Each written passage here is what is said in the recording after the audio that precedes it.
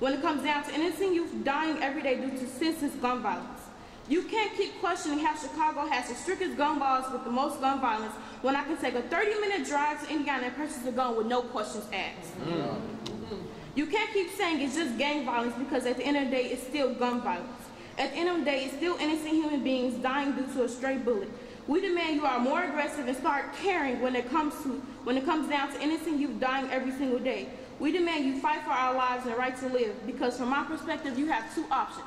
Give us what we want, or go to the unemployment line, because we will vote you out.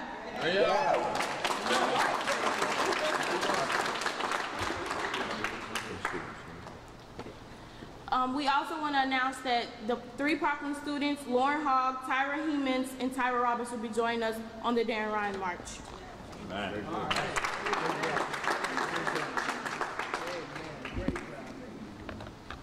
1,399 people have been shot this year, and 266 people have been killed just this year alone. With violence steadily increasing in our city, our elected officials are still not trying to solve our problems. We still have the problem of lax state and federal gun legislation. We still have the problem with underfunded schools and underfunded violence prevention programs. When it comes to under-resourced schools and overly funded tourist attractions, we still have a problem. Most importantly, we still have a problem with the youth voices not being heard. So we will be shutting down the Dan Ryan Expressway so our elected officials and officials to be will hear our voices. Because we have the solutions to these problems, but we need them to be implemented. We are not just protesting without a plan. We have a group of different youth leaders who want to have a meeting with Governor Bruce Rauner, Mayor Rahm Emanuel, and all the candidates running in the upcoming election. Trust me when I say this upcoming election, we're not just voting for someone because they're a Democrat or because they're a Republican, but we're voting for the issues that actually affect us. See, and to let us know you'll be attending, call 773-483-4300. Let me repeat that. 773-483-4300. And do not send us your deputies, assistants, or your send-off men. Because until our voices are heard, we will continue to disrupt life as usual. And if the state police want to prohibit us from getting on the expressway, the state police need to prohibit inequality in our city. Go ahead.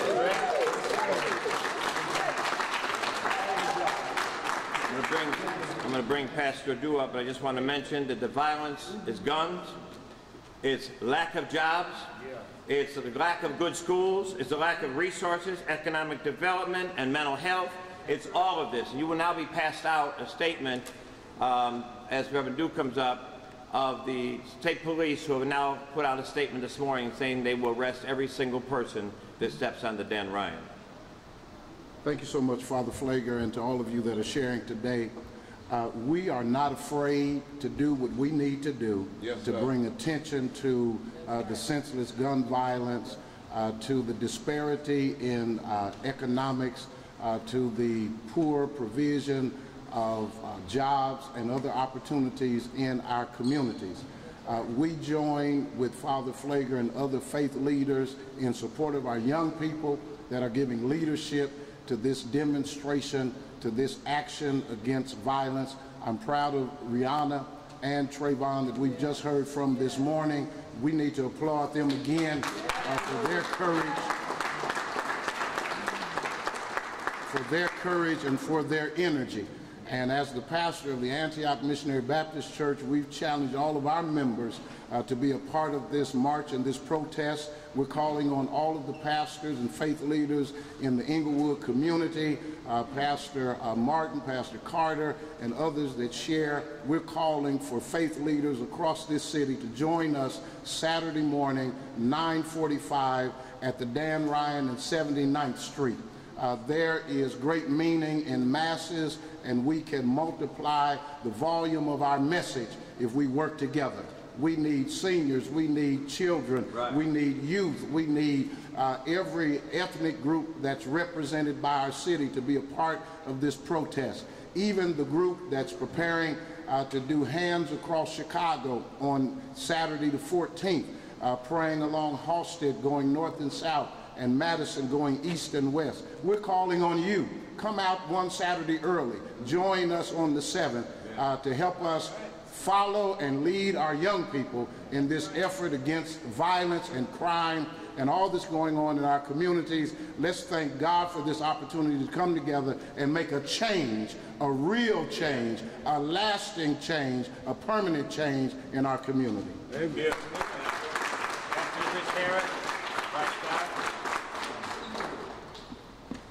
Thank you so much. My name is Pastor Chris Harris, Senior Pastor of Bright Star Church of God in Christ, as well as the founder and CEO of Bright Star Community Outreach, the Turn Center.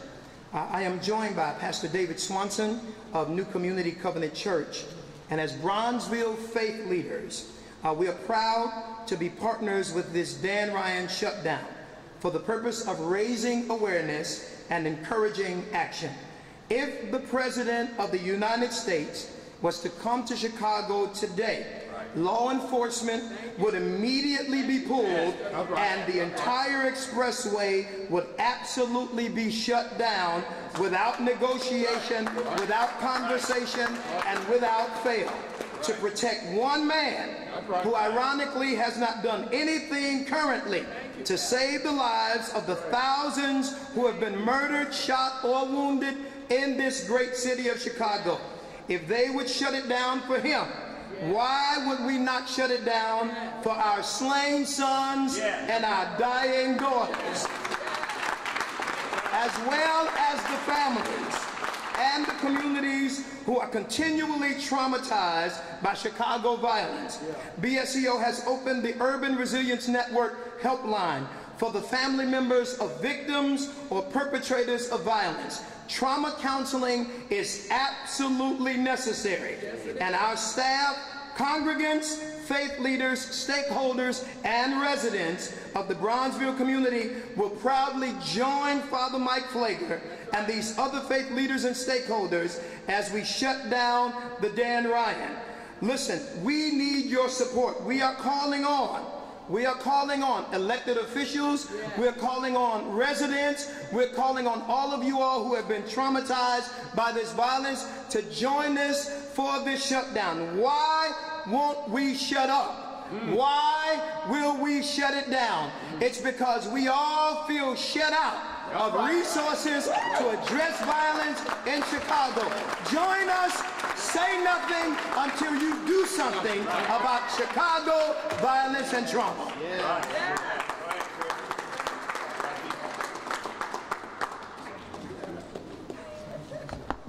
Good morning. My name is Jackie Algie, and I am Director of External Relations for SEIU Healthcare, Illinois, Indiana, Kansas, and Missouri. It's a union of healthcare and childcare workers.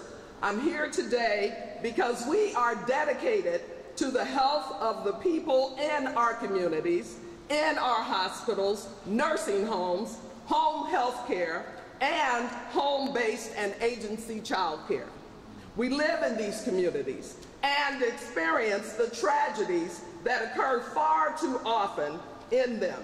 We want to be partners. In fact, we want to help lead the effort in finding answers to the violence. I am a resident of Roseland, a community impacted by the issue.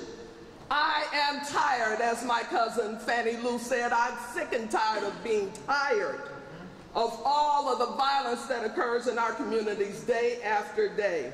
In fact, there are too many of us who, like our member Monday, are personally affected. Monday's daughter was murdered, shot, and killed last year. She works every day in a hospital to take care of her 2 children and her grandchildren every day. My brother Ken Franklin, president of Amalgamated Transit Union Local 308, his son was shot and killed last year, leaving his wife and his children for his father to take care of. Me personally, my family, my son and only child was murdered, shot, and killed. It's too much. It has been too much. So you see, my heart is in this. I'm saying to Mayor Emanuel, to Governor Rauner, and to all of our elected officials, if you are not working to be part of the solution, then move out of the way, because you then become part of the problem. We are shutting down the Dan Ryan because it doesn't seem like you are hearing our cry.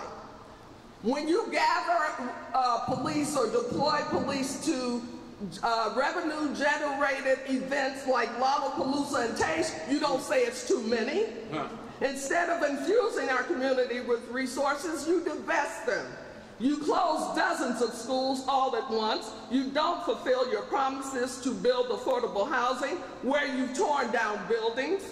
You can't stop the flow of illegal guns into our communities, but you pour money into developments downtown and take away TIF money. Right. I have, to be honest, far too many in our community think you allow the violence to continue so you can clear black people out of the inner city and have them move to the suburbs or out of the state. So how do we begin to address the problem of violence? Well, Mr. Mayor, you see how you did everything possible to make Wintrust come here. Everything possible to get Amazon here. We need you to demonstrate some of that kind of commitment to addressing the issues of jobs, education, and resources on the south and west sides. We are going to do our part until you do your part. We have a number of organizations who are committed, who have endorsed this closing down of the Dan Ryan on Saturday and committed to marching with Father Pfleger. ATU Local 308, Chicago Federation of Labor, SEIU Healthcare, SEIU State Council, CLUE, CBTU, SOAR, Action Now, Indivisible Chicago, Indivisible Illinois, and there are countless others. The final thing is, if we don't get it, shut it down. Thank you. Great job. Yeah. Good afternoon, everybody. My name is Mac Julian. I am president of the National Association of Letter Carriers right here in Chicago. I represent over 5,000 letter carriers in the greater Chicagoland area, and we too endorse this shutdown of the Dan Ryan. Though I've been fortunate enough that I haven't been directly impacted by the violence, many of my members have not been so fortunate. They live in these communities. Moreover, we work in these communities. Right. They are and have come in a direct line of this gun violence on a daily basis. Just last week, I was at a post office and a letter carrier was taken off the street because she was caught in the middle of a gunfight. She is not back at work today.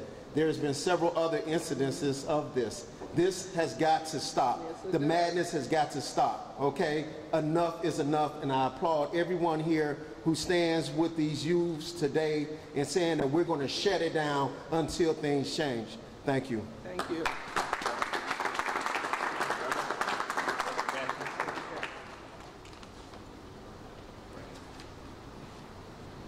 Let me express my sincere thanks to God for allowing the church to come alive and to be a witness. And we all owe a special debt of gratitude for the prophetic leadership of Pastor Mike Pfleger. Give Mike Pfleger a big hand. Yes.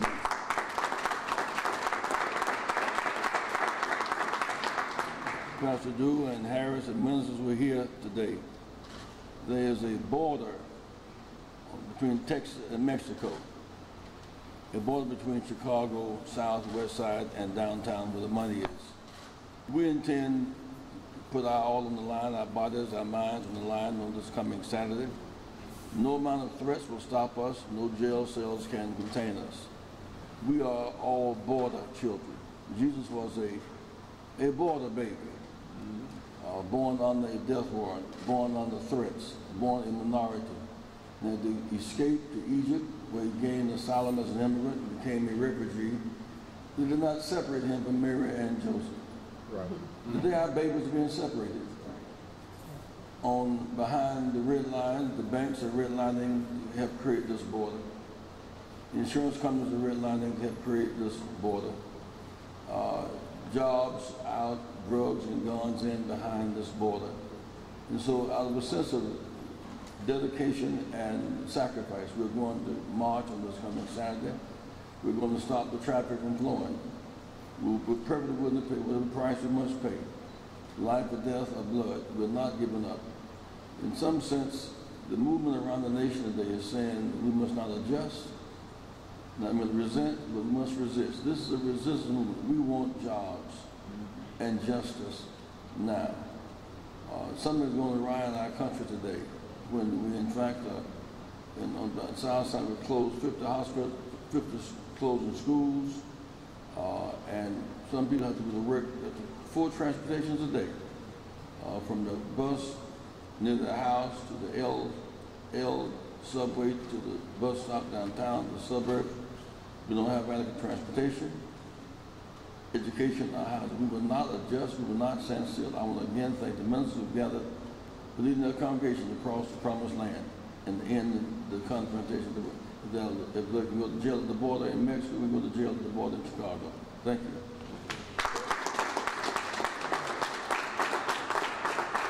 Need everybody behind me with your state police forms.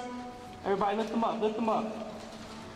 Okay, we want the state police and everybody trying to stop us to understand. We deal with inequalities every day in our city. So I need everybody behind me.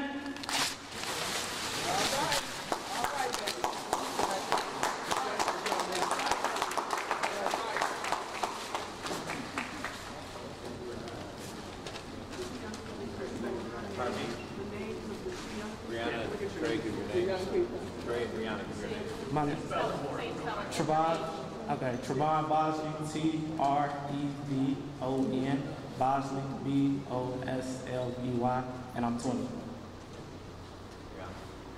My name is Rihanna Holman, R-I-E-O-N-N-A, Holman, H-O-L-M-O-N, and I'm 15 years old. All right, good job.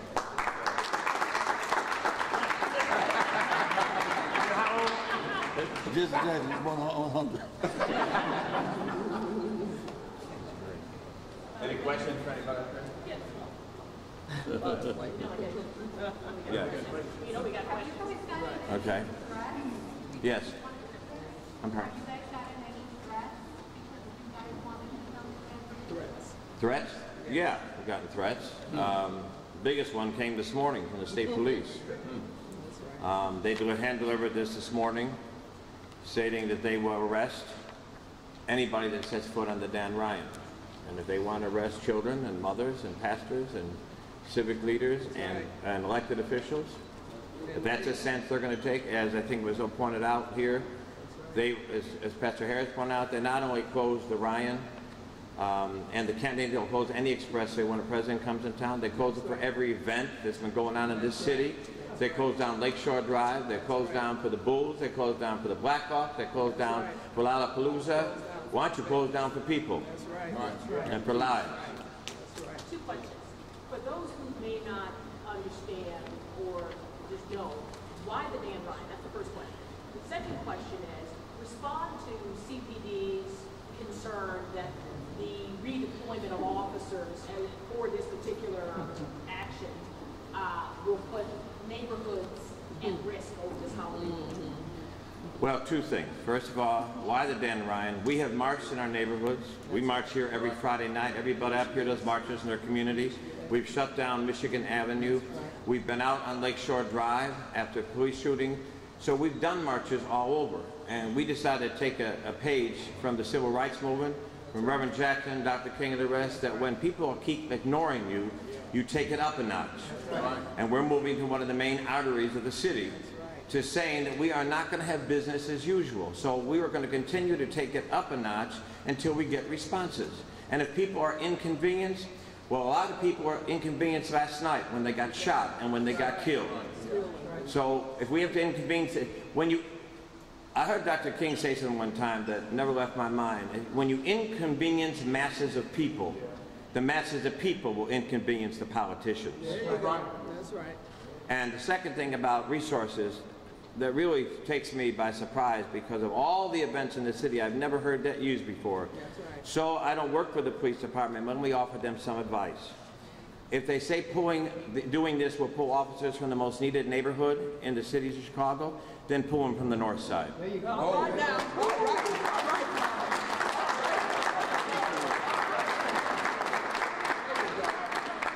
I also want to say that in Selma it was the Edmund Pettus Bridge.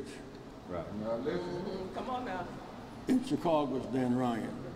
That's right. They drive through the border to escape the reality of poverty. That's right. Tell it. There's 7 communities in Chicago, 7 unemployment above 20%. Poverty above 40%. We know where the guns come from. Right. Right. That's right. They're not manufactured in the city. We know where the drugs come from. Jobs, drugs in, guns in, jobs out. There's a border, a red line border. 50 public schools closed and the housing value went down. 65 manufacturing plants closed. Last year we were marching in front of Nabisco. That's right. Was 600 workers making $40 an hour. They took their jobs and took them to Salinas, Mexico. They paid $1 an hour. So we're coming to the border. We stand with the border, those who are fighting the border in Mexico, and those who are fighting for the border here in Chicago. And we're not backing down, and we're not afraid. Father Flavor, I have a question as well. Question number one is in terms of resources that you're asking for, what would you like to see in terms of increased resources in the question that you're asking for? Well, we would like to see a targeted effort. The rising tide mentality doesn't help. Little things that are done here and there throughout the community are not enough. We want the governor, we want the mayor, we want all elected officials to put together an aggressive targeting plan. Targeting plan to equal the unequal playing field of the west and the south side and the north side. Put a plan of how, when all these companies are coming into Chicago, why are we not, while we're giving them tax credits, telling them, here's the 10 most unemployed neighborhoods. That's right. Pick from these neighborhoods to hire if you're going to get these tax credits. Why not? We're saying that we know how to do good schools. We know how to do Walter Payton. We know how to do Jones Commercial. We know how to do great schools. Let's make sure that every school in the west and the south side is a great school with the same resources as Walter Payton. We want to make sure there's resources brought into our community. When people come out of jail, they're given nothing. And then told, don't come back. Well, we want resources to make sure that when they come out of jail, we're here to help them to get back in the mainstream of their life. You can't tell people don't come back, and then you cut off all the resources from them having any opportunity to stand on their own feet. We want to have common sense gun laws. We want the mayor, the governor, and elected officials in the state and the city to work hard. The governor just missed an opportunity to regulate gun licensing shops in the state of Illinois, and he vetoed it. So we have all sorts of demands on our young people. That's why they want to meet with the governor and they want to meet with the mayor to tell them these are the things we need. Question number two, my other question was in terms of what are you telling the protesters? You torn up the papers that said the state police come out and they say they're going to arrest. How are protesters being instructed to respond if needed? First of all, we are nonviolent. That's right. That's right. This is a nonviolent demonstration done in the legacy of Dr. King and Reverend Jesse Jackson. We're a nonviolent group. We have been reaching out this morning to law firms across the city of Chicago and to lawyers across the city of Chicago, and already getting responses back that they will be there to work with the people if this is the stance of the state of Illinois. It's just sad to me that the state of Illinois is taking an approach of aggressive like this that we have not found from the Chicago Police Department. Right. But the state of Illinois, which could not happen without the permissioner of this governor. They're not going to make this kind of call without him. But are saying we will stop you and we will arrest everybody. This march will be led by children, led by women, led by pastors. If that's the stance they take, then that's the visual they'll put out. And they'll put that visual to the state. How do you reach the shooters, the people who are killing other people? We do that every day, all of us do. Right. We're talking to our young people, running programs for young people. And we're constantly offering alternatives. We do that here. We have programs called Strong Futures. We have the Peace League. All of us have those programs. But we always want to put it on the shooter. Dr. King said something, and the killing of the 4 girls in Birmingham. Dr. King said, we have to arrest the bomber who set up that bomb and killed these 4 girls. But we must also arrest the society and the system that created the bomber. And we want to arrest the system that's creating shooters in Chicago and this nation. You're going to shut down the Dan Ryan and all the things that you listed that you want happen. How does that move you closer to getting to the table to discuss the things that you're asking for How does shutting down the Dan Ryan get you to that goal? Well, hopefully this will put on notice. We're not going away. That's right. And we're not laying down. We are going to continue to move to what Dr. King and Reverend Shacks and others showed us, is that when nothing else works, when education and negotiation don't work, you move to a demonstration of civil disobedience. Right. We're amping it up. And we hope that people across the city of Chicago, from the north to the south to the east side, the west side, will all amp it up. Non-violently, but amping up. It's time to come out in the streets and say we're not going to accept business as usual where our children are dying. Father Baker, can you please talk about logistics? What time are you talking about? Are you talking about walking from one point to the other? You're talking about walking down the Okay, we are meeting at 79th. They're going to want to know how is this going to work? What should they expect? We're meeting at 79th and the Dan Ryan at 9:45. Those who want to ride a bus there can meet at St. Sabina. We'll provide buses there. There will be buses going from Bright Star Church. Pastor Dew, are you going to bring buses or just encouraging people? We just encourage our people. Encouraging their people to come. Yeah. So at 10 o'clock, we will begin. We're meeting in a vacant lot there at 79th and the Dan Ryan on the southeast corner that's owned by Carter Temple that's allowing us to use this lot. Buses will be dropping off people there. We'll gather in that lot, and then our youth will lead us down the ramp onto the expressway. And we will march from 79th to 67th to shut it down for a period of time to let them know we are not going to just roll over and ignore what's going on. How long are you talking about shutting it down? How it gets us to 67, however long that takes. Obviously, it'd probably be a little bit longer if people are being arrested on the Dan Ryan. How many people are you expecting? Do you have an idea? We're hoping, we originally asked for 1,000 people. I think we're going to have much more than that. Well, and secondly to that, Father, if this doesn't get you what you want, what are you willing to do next? Well, I think what we're clear, and I think what I learned from the civil rights movement is, this is the beginning. That's right. This is the beginning. Let me say one last thing about our young people here. The young people here, as you heard, and Rihanna and Trey and all the other young folks gathered here, something we better learn from them in America. They are, one, impatient. That's right. And they are politically incorrect. They are unfiltered. That's right. And they grew up on these that say they want something, Siri, tell me. And they get it. So while we've been saying for ages, it's going to take time, it's a process, it's slow, it didn't happen overnight, they're saying, now faith.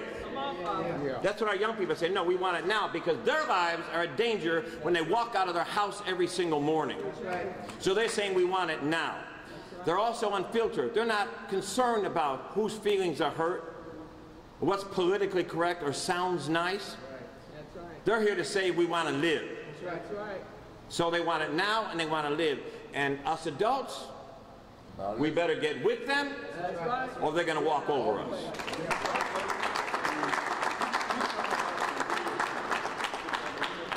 Let me make this point. Be clear. We want the same thing on the south side we have on the north side. On the north side, unemployment is less than 2%. Suburbs less than 3%. South side 20%. We want the same investment here, there. We turned Chicago Fest in '83 to a massive voter registration campaign. We changed officials, and Harold Washington was elected. This will be followed with a massive voter registration campaign. All those high school seniors who are 17 or 18 or over can vote this year. All those who are in jail who are not felons, Cook County inmates can vote now. All those in college who are facing rising tuition can vote now.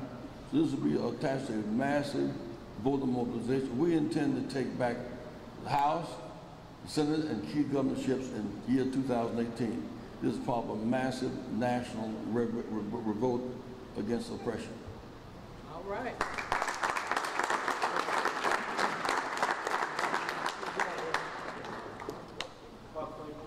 Legal aspect of funding all this, because there's so many people get arrested, is there a fund to support bailing people out or anything like that? We are reaching out and will continue to reach out to lawyers and law firms across the city to do pro bono care for the people who would be arrested. If that's the stance the state police says, if they want to come with threatening and intimidation, we have lawyers, and any lawyers that want to join us or law firms, we've had some calling already. We just got this notice this morning. We'll let them know. We will have lawyers available to anybody. And the funding, I'm going to look out for all those people in the city of Chicago to say they're going to pay for this, if they're the lawyers, and they'll pay for bombing and whatever it takes. This is a Chicago problem. That's right. The high-rise problem, the North Shore problem, this is everybody's problem. We need everybody's help. Right. Thank you all. If we don't get it, shut it down.